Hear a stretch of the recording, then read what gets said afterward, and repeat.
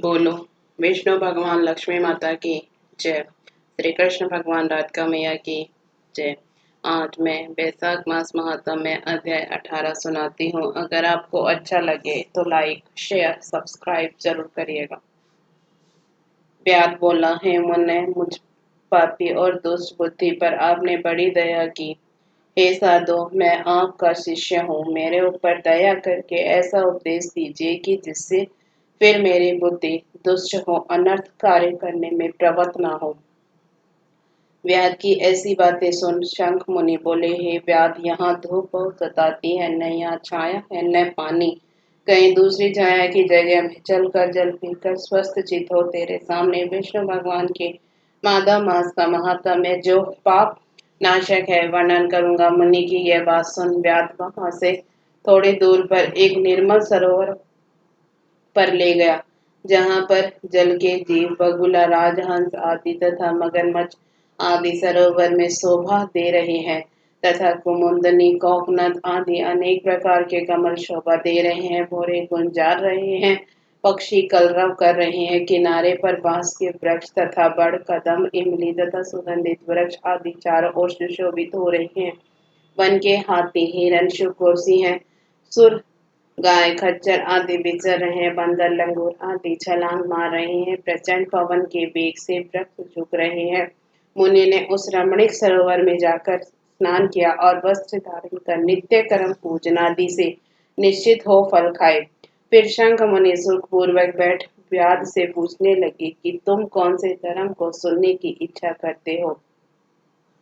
धर्म बहुत है और उनमें करने की विधि भी अलग अलग है। इनमें से वैसा धर्म थोड़ा है मगर अत्यंत फलदायी है। तेरे मन में जो पूछने की इच्छा हो पूछ। तब हाथ जोड़कर व्याध बोला, हे महाराज, मुझे कौन सा कर्म करने से तमोगुण मई यह व्याध योनि मिली है और किस कर्म से मेरी ऐसी बुद्धि हो गई जो महात्मा की संगति हुई। हे प्रभु, यदि आपकी मेरे ऊपर कृपा है तो यह सब वृतांत मुझसे कहिए। यह सुन शंख मुनि कहने लगे, हे व्याध, तू साकल नगर में पहले पाठी पाठी ब्राह्मण था। तेरा नाम स्थम था और श्री वत्स गोत्र में तेरा जन्म हुआ था। एक वैश्या से तेरा प्रेम था, उसी की संगति के दोष से तो नित्य कर्मों का परित्याग कर शूद्र के समान घर आता था। इस प्रकार तुझ आचारहीन दुष्ट ने धर्म क्रिया त्याग दी, किंतु तेरी स्त्री ब्राह्मणी बड़ी रूपवती थी।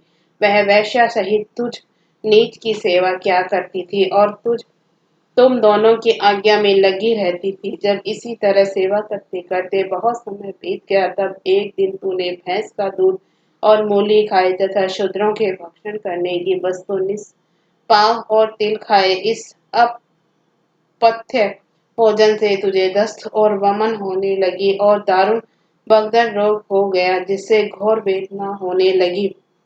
जब तक घर में धन रहा तब तक वेश्या भी वहीं रही, फिर सब धन को लेकर घर छोड़कर चली गई तो तुझे घोर घृणा उत्पन्न हुई और रोग से अत्यंत दुखी हो दीन वाणी से व्याकुल चित रोता हुआ ब्राह्मणी से कहने लगा, तू मेरी रक्षा कर। हे सुंदरी, मुझे पापी ने तेरा कुछ भी उपकार नहीं किया है। जो ग्रस्त प्राणी अपनी भार्या का मान नहीं करते वे 15 जन्म उपरांत नपुंसक होते हैं। हे महाभागे, रात दिन साधु महात्माओं से निंदित हो तेरे अवज्ञा करने से मैं पाप योनि में पड़ूंगा। मैं तेरे विनित भाव पर भी क्रोध के मारे जलता हूँ। जब उसके स्वामी ने ऐसा कहा तब वह हाथ जोड़कर बोली, हे कांत, तुम मेरे प्रति दीनता और लज्जा मत करो। मैंने आपके ऊपर कभी क्रोध नहीं किया है। मैंने पूर्व जन्म में पाप किए हैं, उनके भोगने में कुछ दुख नहीं है। ऐसे दुखों को सहन करें वही साध्वी स्त्री और उत्तम पुरुष है। अपने पिता और भाइयों से धन लाकर वह शीर्षशाही विष्णु भगवान की पूजा और तेरी सेवा शुश्रूषा में लगी रही। दिन रात मलमूत्र धोकर शुद्ध करके और तेरे जो कीड़े पड़ गए थे उन्हें धीरे धीरे निकालती, रात दिन नींद त्याग तेरे दुख में दुखी हो कहने लगी, हे पितृश्वरों, तुम मेरे पति की रक्षा कर रोगहीन और पाप रहित करो। और चंडिका श्री गणेश जी शनिश्चर जी से प्रार्थना करती थी कि मेरे पति निरोग होकर 100 वर्ष तक जीवित रहे। ऐसे वह देवी प्रतिदिन किया करती थी। तब एक दिन देवल नाम के मुनि बैसाख में गर्मी के मारे संध्या समय घर पर आए, तब तेरी स्त्री ने रोगनाशक वैद्य समझकर उनके चरण धोकर जल सिर पर छिड़क दिया और गर्मी से व्याकुल महात्मा को तेरी आज्ञा लेकर शरबत पिलाया, जिससे उनको शांति मिली। दिन निकलने पर वह मुनि जैसे आए वैसे ही चले गए। थोड़े दिन बाद तुझे सन्निपात हो गया, तब तेरी स्त्री ने त्रिकुटा पिलाया तो तूने उसकी उँगली काट ली और तेरी तांती बीच गई।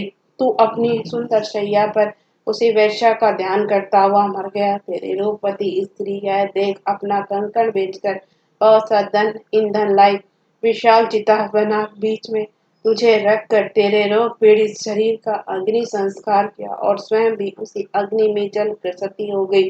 वह शरीर त्याग पति का आलिंगन कर तत्काल विष्णु लोक को चली गई। बैसाख में पानी का दान करने और चरण धोकर जल से पर छिड़कने से योनियों की सी दुर्लभ गति उसे मिल गई और तुझने समस्त पापों से छूटने पर भी अंतकाल में वैश्या का स्मरण करने से देह त्याग कर घोर व्याध का जन्म धारण किया। तुझे सदा हिसा प्यारी है और चित्त में सदा उदेग रहता है। तूने बैसाख में शरबत पान कराने की आज्ञा दी और मुन्नी ने चरण धोने का पापनाशक जल मस्तक पर छिड़का। उससे तेरी ऐसी बुद्धि हुई और सत्संगति प्राप्त हुई, जिससे तूने संपूर्ण सुखों के हेतु धर्म पूछे। इस प्रकार तेरे पूर्व जन्म के किए हुए जो पाप और पुण्य कर्म मैंने दिव्य दृष्टि से देखे वे सब तुझे बतलाए, और जो कुछ तुझे गुप्त वार्ता पूछनी हो वह तू पूछ, तेरा मन शुद्ध हो जाएगा। हे महामते, तेरा कल्याण हो। इसके साथ ही 18वां अध्याय समाप्त हुआ।